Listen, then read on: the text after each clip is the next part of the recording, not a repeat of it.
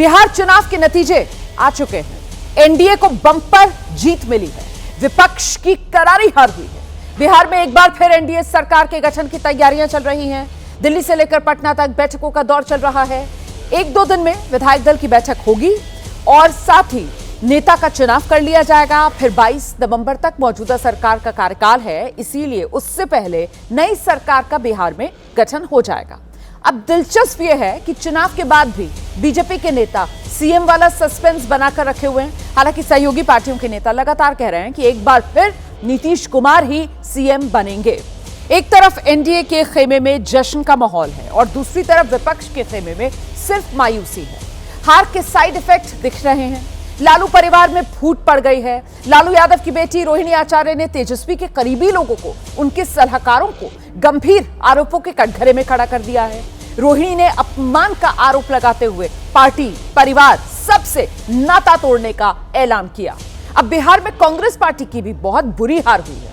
हार के बाद राहुल गांधी और पार्टी के बड़े नेता चुनाव आयोग को कटघरे में खड़ा करने की कोशिश कर रहे हैं। वहीं कई नेता ऐसे भी हैं जो कह रहे हैं कि आत्ममंथन करने की जरूरत है।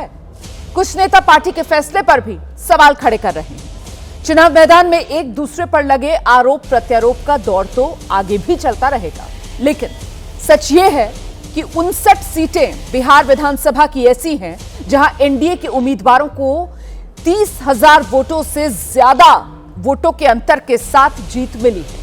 आज हम समझने की कोशिश करेंगे कि बिहार का यह जनादेश क्या संदेश लेकर आया है, क्योंकि अगले साल 5 राज्यों में फिर विधानसभा चुनाव होने हैं, जिसमें पश्चिम बंगाल, जिसको लेकर सियासी पारा अभी से हाई होना शुरू हो गया है। तो क्या संदेश यह है कि रेवड़ी वाली राजनीति जो है वो कामयाबी का फॉर्मूला बन रही है? क्या महिला वोटर्स पर जो बड़ा दाव लगाएगा वही चुनाव जीत जाएगा? और सवाल तो यह भी है कि जिस तरीके से एनडीए की जीत हुई है, क्या बिहार में जाति की दीवार टूट गई? क्या बिहार के नतीजों ने इसको साबित कर दिया कि ज्यादा वोटिंग का मतलब जरूरी नहीं सरकार बदल जाए? यही वो तमाम सवाल है जिनको लेकर चर्चा आगे करेंगे, लेकिन पहले आप चुनाव नतीजों पर जो बयानबाजी हो रही है वो सुन लीजिए।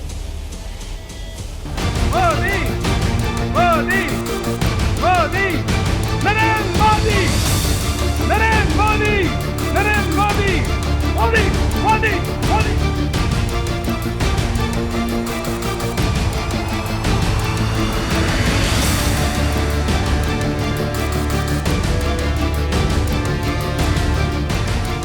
बिहार के इस चुनाव ने जातिवाद के उस जहर को पूरी तरह नकार दिया है।